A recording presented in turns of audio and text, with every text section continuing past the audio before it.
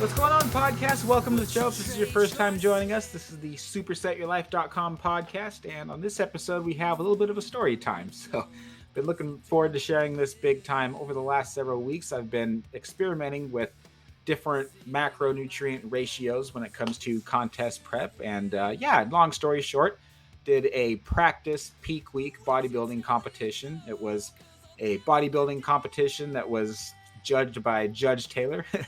And Judge Colt, and tanned by Colton Taylor Milton at the Colton Taylor Milton home. And Colt won. So it's a one-man show. And a little bit of backstory that we'll get into as to why we decided to do this practice peak week. It wasn't a real competition, but we used a meat-only approach, which is very, very, how should we say, unorthodox in the area of bodybuilding. It's not really standard. But it's the way that I like to eat, and I wanted to see if this would work. And not only did it work, but it worked better. So I'm going to share the whole story. Hope you like it. Quick overview of everything that I'm going to cover is, first one is the purpose of this. Why did we do this? It was to test and see what would happen if I modified my usual peak week protocol using protein to fill out instead of carbs. Normally before a show, what would happen is most people do something called rapid backloading. I would say that's the most common approach to peaking for a bodybuilding competition. Okay, what a peak week is it's the week where there's some changes that happen in your macronutrient ratios, typically reducing carbs to the point to where your body is starved of glycogen, and then you fill it up with a whole bunch of carbs towards the end of the week, and you blow up so that you're much bigger, much more efficient at storing that glycogen. And that's how you look better on the day of the show. So that's very much a summarized version of what usually happens and what most competitors do for a contest prep. So I wanted to see what would happen if I did the same thing, but use gluconeogenesis, which is where you overconsume protein, and then all that extra protein becomes glycogen, which is a less direct path to filling out than using just carbohydrates. So if you're not familiar with this terminology, you can hang in there. I think that you'll understand most of it. I'm not a super sciencey dude. I don't even really understand a lot of the science that goes into what I did. All I know is it made sense in my brain. I thought it would work. I did it, and it worked. It worked better than it did before. So I'm going to share some highlights. I guess I might as well do that right now. So the highlights. What did I notice? I noticed that I was much drier than I had been at my previous competitions. So I've done 8 competitions, natural bodybuilding competitions with a rapid backloading approach, which is where I would do essentially the carbohydrate approach, which is what I just described.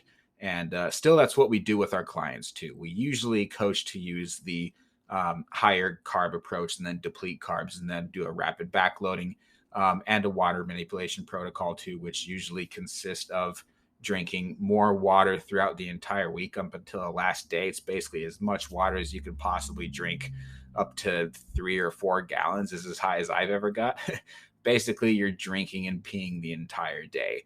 And that's how I've really been able to dry out and see my abs the best on stage.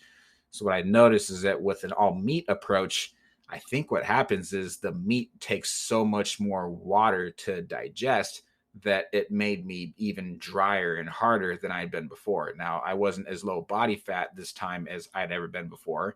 I have no idea what my actual body fat was before. I was testing at like 1 or 2%, but there's no way that's accurate. And those body fat testing scanners aren't necessarily always accurate either. There's no real way to test how much body fat you actually have unless you literally just chopped your entire body up into pieces. You put all the fat in one pile, all the muscle in one pile. But that's not really the healthiest approach to test your body fat at the end of the day. So what I did notice is that I was much drier, and I think that that's why. Second thing is usually I get full when I fill up on carbohydrates. I'll eat several pounds of sweet potatoes the night before, and then the next morning I'll be big, I'll be dry, I'll be hard, and I'll be in the best aesthetic shape of my life the morning after I do that, and when I cut water at 6 p.m. the night before, right before my last high carbohydrate meal. Unfortunately, that fullness usually only lasts until about 10 or 11 o'clock the next day.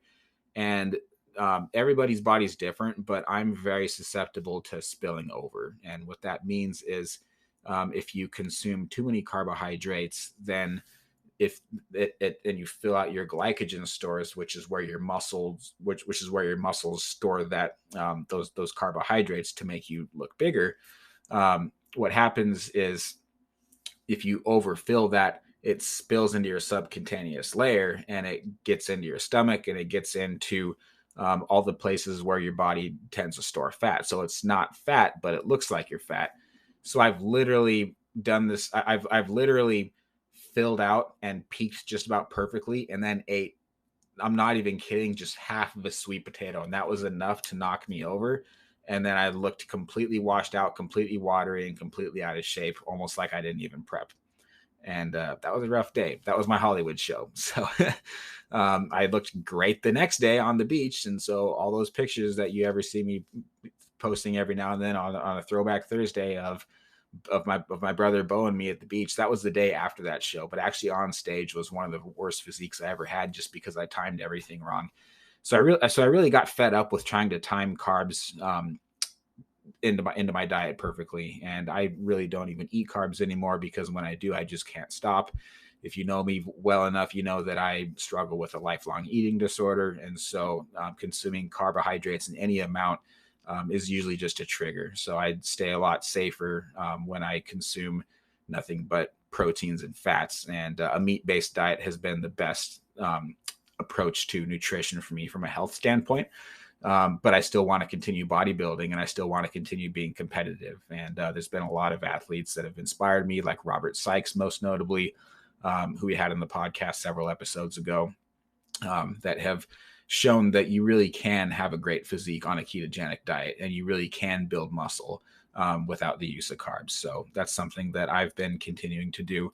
And I've found to not only be able to build muscle effectively, but build muscle and maintain my leanness and not gain body fat in the way that when I was consuming carbs and fats and proteins all in more of a balanced approach, I tended to store more body fat this way. So without any carbs at all, I keep my insulin levels low. I'm not saying this works for everybody, but this has just been what's working for me. And so I wanted to see what would happen if I did a peak week approach without using any carbs to fill out at all. And what I noticed is that instead of getting flat by 10 or 11 o'clock, I actually stayed full the entire day. And I think it's because that protein just digests so much slower. It's a very inefficient process to fuel your body. Gluconeogenesis is.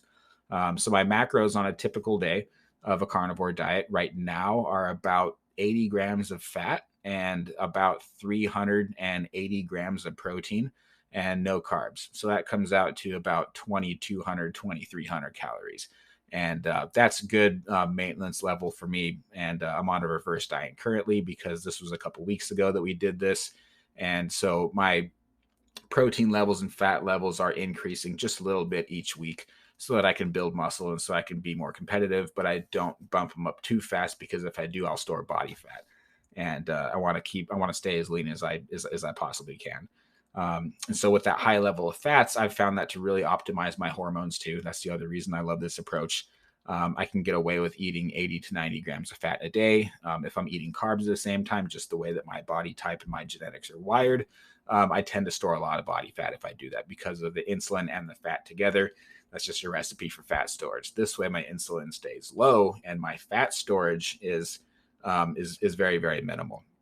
So I can consume those dietary fats, and my body doesn't feel like it needs to, and my body feels like it can live on a lower level of body fat. I can stay leaner all year round because I'm consuming lots of dietary fat, but it's not being stored as fat because the insulin just isn't there. I'm not saying that the law of thermodynamics doesn't work. Yes, I understand that it comes down to calories in, calories out. But the way that my body works, I've just done this enough times to know that if the calories are the same and I have an equal amount of protein and carbs, and I have 80 grams of fat a day, I'll store more of that fat. If I have all of my carbs switched out for protein and my fats are and my fats are the same and the calories are equated for, I tend to stay leaner doing it that way. And I think the reason for that is because I probably have more free testosterone. Testosterone is very, very closely linked to the amount of dietary fat you're consuming. And the most bioavailable form of that is from animal sources, from good, clean animal foods. I just got off the phone with John Arnold, who is one of the leading natural bodybuilding ketogenic coaches. And he is on episode 3 or 4 of our podcast. And I was running kind of my diet, my ideas past him.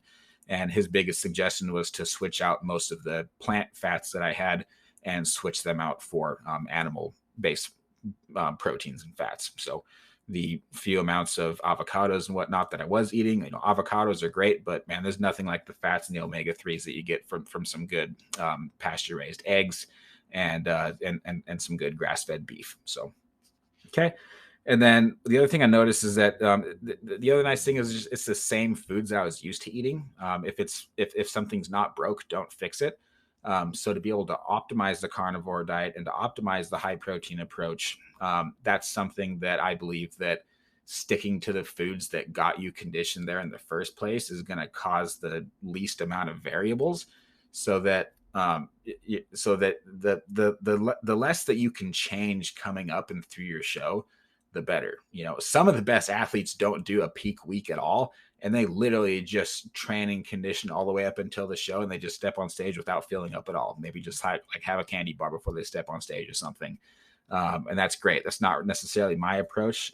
This works so well that this is exactly what I'm going to do next fall. I have one client that's going to do this with me, Osama. He's our Muslim client. He's a total stud. He's up in Renton, Washington, and we've had him on the carnivore diet for a good year.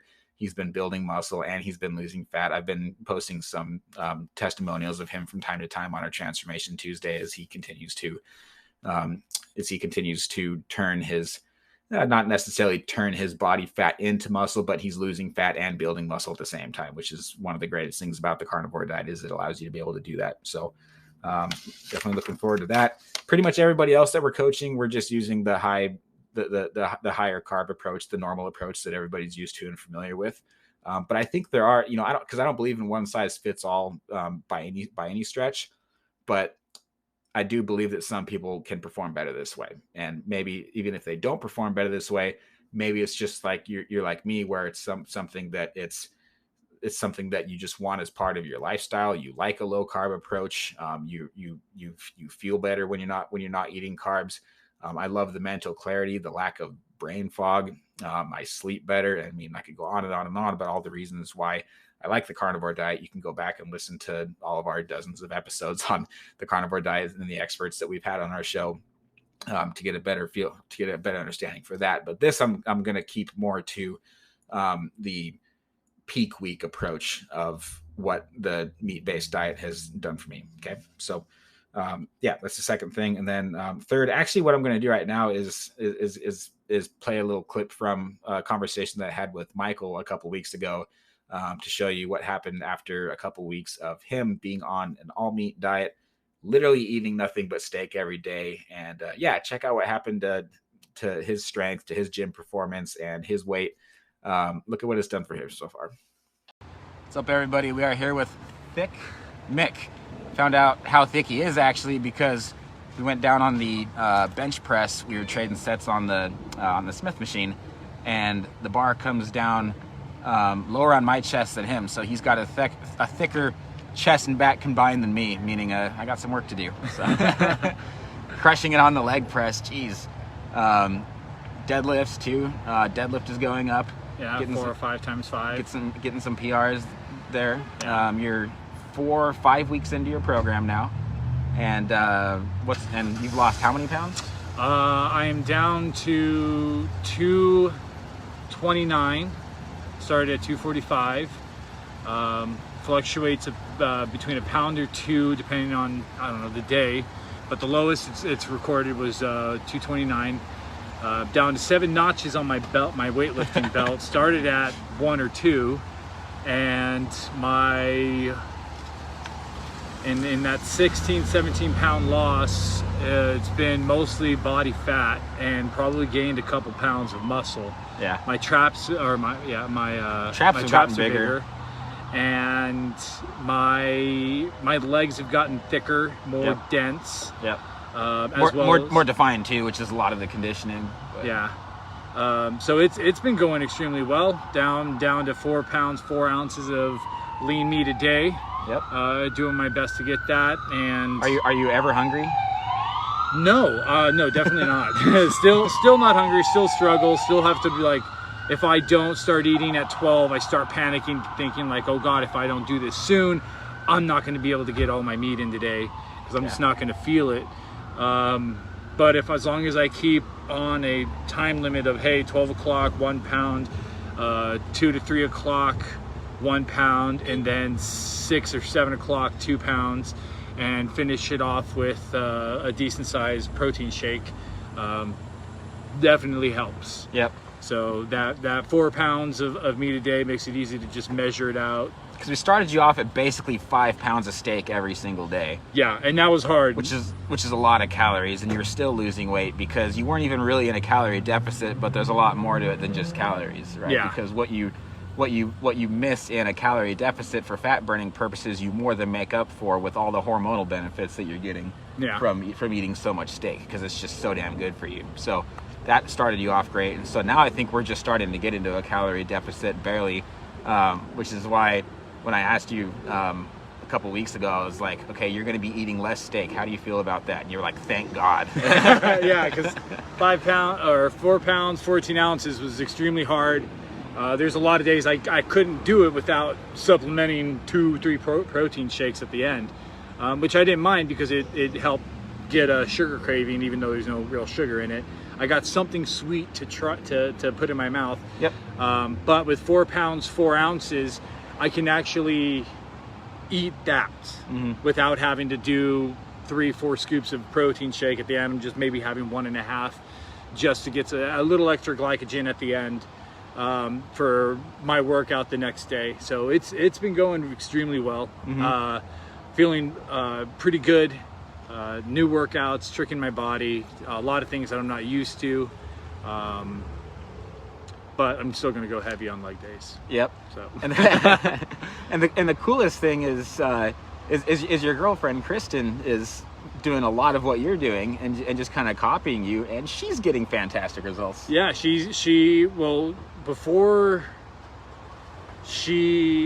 I started this, we had been complaining about our weights separately. I wasn't complaining about her, she wasn't complaining about mine, but we were both unhappy with where we were. She was at 200 or 130 pounds, and the lowest she got a couple days ago was 112, and she's obviously a small petite girl, so that amount of weight is significant for someone her size. And so she's been much happier. She allowed herself to have a refeed day where she enjoyed some good food, and she wanted to call it cheat day. I was like, no, it's a refeed day. It's a refeed, not a cheat day. It's a refeed. Yeah. Because cheat's got that bad stigma to it. It's a dirty word. It's a dirty word. Same thing when especially if you're talking in a context of a relationship. Yeah. So refeed, those refeed I'll try that with my wife next time. I'm not cheating, babe. I'm refeeding. Just kidding. Absolutely. But we don't cheat or refeed in our marriages. But yeah, no, it's been going good. I am excited to see this next month, the first month, down 16, 17 pounds in total. Yep. Definitely gained some muscle, lost a grip of fat, and I didn't even recognize you when I saw you, man. It was crazy. And you've been hearing that too, right? People have been I'm back to one of my favorite my favorite gym shirts, my favorite gym shorts. Look at those legs. Yeah. It feels really good to fit into those clothes. And back in March, I bought a brand new suit and had it fitted, and I put it on 3 months ago, and it didn't even fit, and I was really embarrassed. And I'm almost certain if I go ahead and put that on now, it's probably going to be a little loose at this point. Yeah. And if not, it will be within a week or two. Yeah. So, God, I don't know if I got to go get that refitted. Yeah. So. All right, man. Well, pleasure seeing you again. I love that. That's why it's fun working at a distance too, is because I only see you like once every 3 or 4 weeks, and so when I see you, it's like whoa, and then the change is just like it's mind blowing, man. So yeah, you're making me proud. The traps are getting bigger, which I was always complaining about. So yeah. Well, I love you, brother. Keep up the good work. You keep me motivated, and you keep me motivated as far as your performance in the gym goes too, man. You are just a freaking animal. Like, you train your ass off, and it just makes me go, okay, like I got my workout now because of the work that this guy's putting into. I mean, just like Lawrence, you know, both of you guys. Todd, thanks for watching, buddy. Love you big time. See you later today. But yeah, man, appreciate you a lot, and you enjoy the rest of your day with your kiddo, your awesome girlfriend, and see you in a couple weeks. Definitely. 3 weeks. All right. All right, and that was Thick Mick, ladies and gentlemen. So now I'm going to get into a little bit of a backstory as to why we even decided to do this cut in the first place. Like, if my long-term vision is to be a competitive bodybuilder and become a pro, then to become a natural pro bodybuilder, then why would we do a cut right now? That was more for business reasons, and I'll explain that here in a second. And then last, I'm going to get into a training overview, a nutrition overview, including the water manipulation, how I did that, supplement overview, tanning overview, and the show day. So if you're listening to this, you should be able to catch everything, no problem. If you're watching, it'll be even better because I'm going to be showing my macro spreadsheets and everything, and I'm going to be showing what my posing routine look like as I'm talking through this. So backstory is I wanted to promote the Skullbellz barbells. If you follow us and know about our other business besides coaching, we have 2 businesses. We have supersetyourlife.com, which is coaching, and then we have Skullbellz, which is skull themed barbells, dumbbells, cable attachments, and more as the years go on, and we continue to invent new pieces of gym equipment. But all started with the dumbbells. The barbells is kind of our newest thing, and those got majorly delayed. So that was extremely heartbreaking. It was a very, very stressful couple months. We had some production, long story short, we had some production and some manufacturing complications. And, you know, I just looked at it as I just kept telling myself that it's just another challenge. This is something that my football coach told me in high school, Coach Simon. He always said it's just another challenge. And I love that because it's acknowledging that it is a challenge, but the word just implies that it's not something you can overcome. More specifically, not something that you can overcome with God, which brings me into James 4:13 through 15. Now, if you don't share my faith, maybe skip forward a couple minutes. Just bear with me here a little bit. I'm not going to be offended at all, but I'd be very inauthentic if I didn't share the real reason why I believe that we went through this little roadblock and what our mindset is coming out of it. So I hope that you find this helpful. I really do. I'm going to read from the King James Version. I'm not that hardcore to where I usually study from the King James Version, but sometimes the old English just allows me to, I don't know, better absorb the word of God. So James chapter 4:13. This is the Chuck Spurgeon study Bible, by the way. Charles Spurgeon. He was referred to as the Prince of Preachers, and he has something really cool to say about this too. So anyway, verse 13. Go to now, ye that say, today or tomorrow we will go into such a city and continue there a year, and buy and sell and get gain. Whereas ye know not what shall be on the morrow. For what is your life? It is even a vapor that appeareth for a little time and then vanisheth away. For that ye ought to say, if the Lord will, we shall live and do this or that.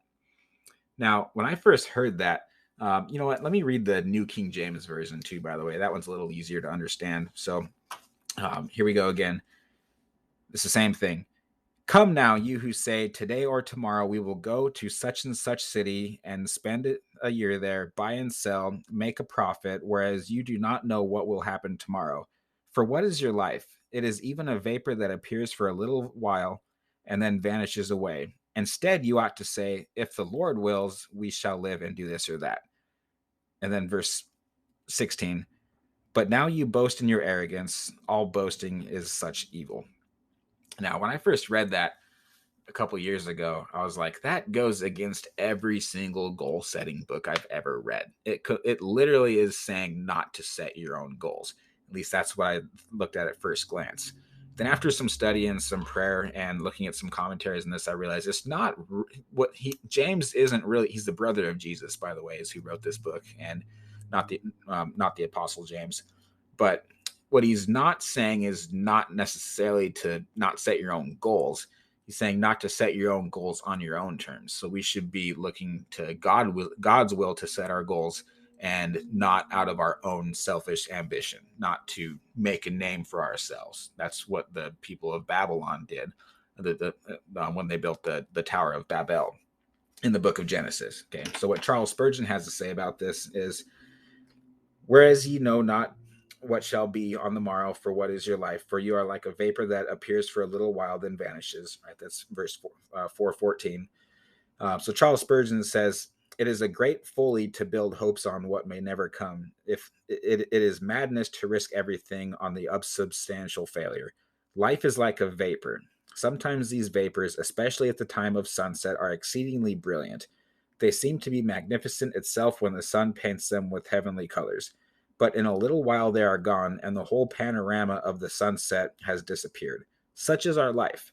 It may sometimes be bright and glorious, but it is still only like a painted cloud, and soon the cloud and the color in it are both gone. Therefore, if this life is unsubstantial as a vapor, and nobody can deny the fact, let us regard it as such, and let us seek for something substantial elsewhere. Unless we purposefully live with a view to the next world, we cannot make much out of our present existence. That's from Charles Spurgeon. And then the New King James translation that I have is the study notes are written by Dr. David Jeremiah, who's one of my favorite theologians. And I find that his take on everything is very, very good, very, very just straight from what the Bible is communicating. You know, he's not trying to make his own point and using scriptures to support it. So I've found his commentaries to be very helpful in understanding these things too. But on verse 13, he says, it is wrong to do things without God, and it is wrong to plan things without God. If people leave God out of their planning, he may leave them out of his. Come now might be said, now look here. So James employs the phrase to express disapproval, is what he does there.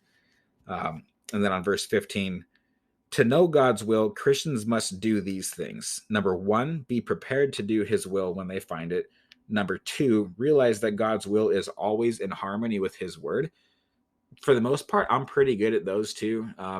Having a daily Bible reading plan has really helped me to understand, to get a better feel for who God is, and to be more in sync with the Holy Spirit and understand if something is really from him, or if it's something out of my own selfish ambition, or if it's something that he's truly called me to do. Number 3 is to seek his guidance prayerfully and earnestly. That's the biggest one that I need to get better at. And then number 4 is specifically plan to do what they believe to be his will.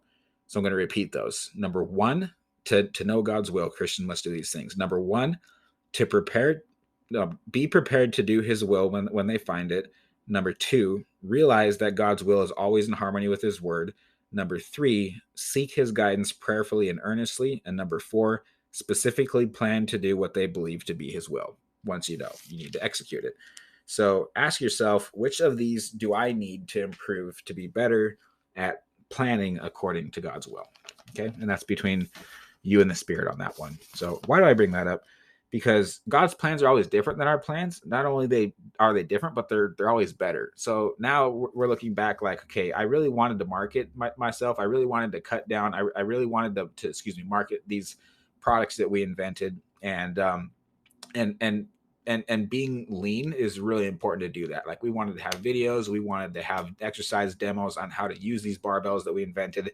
We don't even have them yet. So while it was kind of a setback to our business as far as what we wanted and what we had planned for, God had different plans for us. And so what did we get out of this prep? I was able to focus more of that creative energy on this experimental peak week and really get dialed in with my nutrition like I never have before, with my supplementation, with my workouts, everything. I learned a lot. I had a lot of fun. It was literally a lot of fun. Got lots of good photos out of it. And so we had a good fun photo shoot, and I was more engaged and focused on this practice posing and prep peak week which makes me more competitive as an athlete, makes me a better athlete, and ultimately makes me a better coach and better at serving the people that we're in business with. So those are the big takeaways that we got out of it. All right. Training overview. So my training on peak week, I was doing mostly full body workouts the last 4 weeks up until the show. And that's when I switched to keto. I found that the high protein macros have been great for building muscle. They've been great for cutting, but they get to a point to where when my calories get low enough, it just gets inefficient and I don't get as good of a pump. So I do better on the ketogenic diet. So to shred those last couple of weeks, I get a lot better results with 2/3 of my calories coming from fat. And my best friend on this part of my prep is this book here by Robert Sykes called The Keto Adapted Performance Manual. This thing is covered in highlighter and sticky notes because it's something that I just refer back to all the time for my coaching, for my own training, everything. So I went keto up and through this last week, and then my last day was a massive protein refeed to where I dropped my fats down, and my protein was north of 600 grams actually. So that was north of a 3,000 calorie day.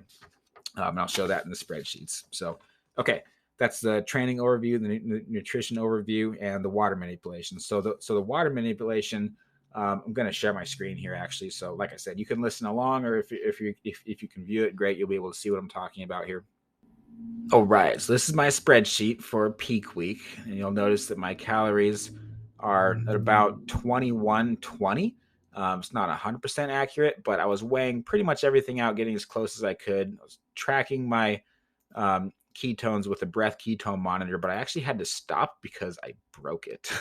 I was walking out to the car on a business trip and dropped it, and I heard this crunch, and I was like, oh heck no. And I looked down, and yeah, sure enough, that's exactly what happened. So stepped on it. I was brokenhearted, but that's okay. I know that I was in ketosis anyway. So this was Sunday, the week of the show, in quotation marks. Water was at 2.5 gallons a day. And that's throughout the day. And then got all my workouts in. These are all my meals. And then my protein was at 171.2 grams. Carbs came out to 37 grams. And fat came out to 143 grams, which is about 2/3 of my calories coming from fat and 1/3 coming from protein. So I pretty much rode these macros out all the way up until Friday. And the water increased all the way up to about 3 gallons on peak week on Friday night. And then, calories are about 4,000 calories that day. And did I store a little bit of body fat? Yeah, probably, but not enough to make a difference in my physique. And it really helped me fill out, though. So my protein that day was 594.2 grams. That 0.2, I say it like as if it's that accurate. And then 70 grams of carbs. And that's mostly just from sauce on the meat and everything. I had a couple pounds of pork that night, pork tenderloin, 2.5 pounds, some asparagus, because that helps me to dry out. That's a diuretic. And then a couple glasses of wine right after it. I cut my water right before that meal too. So I was thirsty when I woke up. And then 134 grams of fat that day. And then on show day, I even track my macros on show day. I typically don't do that, but I just did it because I'm so used to tracking everything now. And it gives me peace of mind. I like to be able to see where my macros are at, everything. Recorded a podcast in the morning. I normally wouldn't do that on a show day, but hey, we're running a business, and so we definitely did a lot business wise that day. Recorded a bunch of videos. We did a tan that night before too. We tan all of our own competitors. I'm sponsored by Paradise Airbrush Tanning, so Taylor set up the tent and gave me a spray tan and everything, just like it was an actual competition. Literally everything was just like it was a competition. Put on oil and everything too in the morning. Okay, so in the morning, what I did, and this is what I normally do on a show prep too, is I take all the supplements that I normally take. And I guess while we're on the subject too, these are all the supplements that I normally take. All right, and then the supplement overview. So these are the supplements that I've been taking up and through the prep, and then after the show, I've been taking these every day as well, before and after my training. And I took most of these on show day as well. So I'm just going to go straight through them. First one is ashwagandha root. I like this one because it helps with strength. It helps with natural testosterone levels. Next one is cod liver oil. These are all metabolic nutrition supplements. Everything's available on our website. That's an excellent source of omega-3s.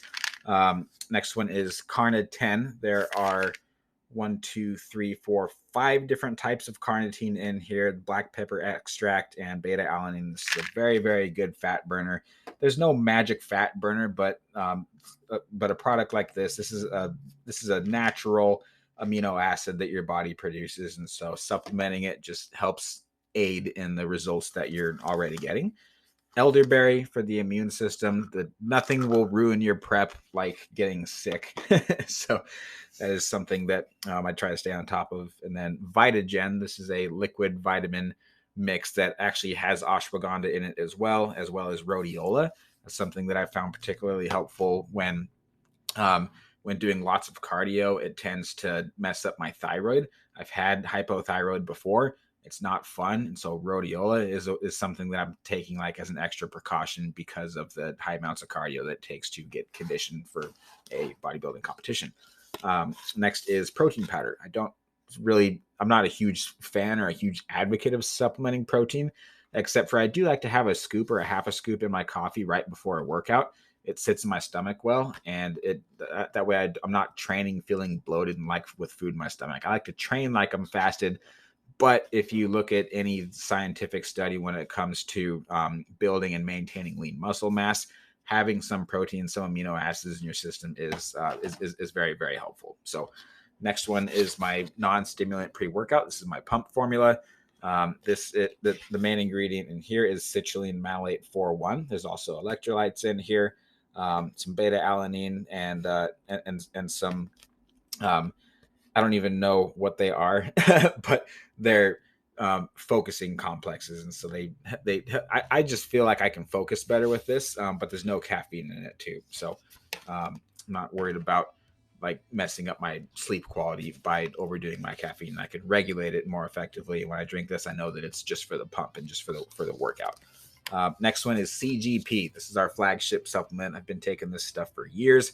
My coach told me to make the switch from creatine monohydrate to this, saying he's like, I'm not 100% sure if this will work or not, but he's like, try it. You might notice that you have more hardness in your muscle and retain less water in your subcutaneous layer and more inside the muscle cells. Sure enough, I did. So I've been taking that up and through the show day. I don't even get off of it the day of the show. I take it the day of the show every time that I step on stage, and something that I don't even cycle off of. I love this product. This is the best creatine that I've ever had.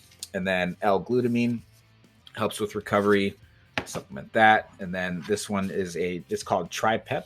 It's a branched chain amino acid that has some additional compounds on it that make it more bioavailable in a nutshell.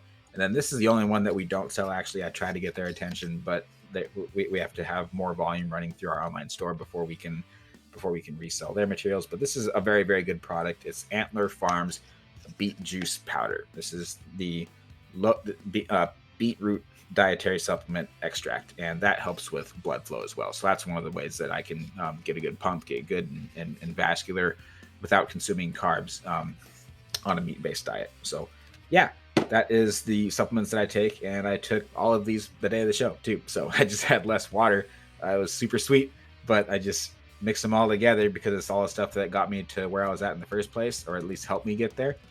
So I'm not going to not take anything, and I just wanted everything to be as normal as I could. There's already enough factors, being tan, being oiled up, and the differences in the macronutrient ratios, to where I didn't want to throw any other curveballs in my body. I just wanted to have everything the same and as consistent as I had been up until the day that I quote unquote stepped on stage, our stage that is. And that's pretty much it. Everything else after that was just a normal show day. Did the mandatory poses. Judge Taylor was video recording and calling out the different poses, critiquing me where I needed it. Went back to looked at the poses and critiqued myself. Other than that, did a photo shoot, and yeah, just looking at this next competition season, which is going to be fall of 2022. As soon as the show dates are available for that, I'm going to be jumping on it and letting everybody else on our team know. We already got 4 or 5 guys that are going to be signing up for those shows. And if you would like to reach out about coaching and about competition, you can text 206-743-1346. Text the word coaching. Would love to talk to you more about it. In the meantime, I'm going to be building up my legs, upper back, and back width. Upper back is okay. The back width for me is something that I need to develop better. And shoulders, quads, and back width. So that's my job for the next few months, and then we're going to start prepping sometime around late spring, early summer. And follow me on Instagram at Colt Milton. And any questions, reach out to me, DM me, text me. I'd love to talk to you about it. Okay, love you. Thanks for watching or listening, whatever platform you're on. Have an awesome rest of your day. Bye-bye. Thank you, listeners, for joining us on this episode. If you found this helpful or entertaining, we ask if you would please share this with a friend. We also would love to hear what you think of our show, so any ratings or reviews are very much appreciated. We have a new episode every Saturday morning, so please subscribe so you don't miss them. Thank you again, and God bless.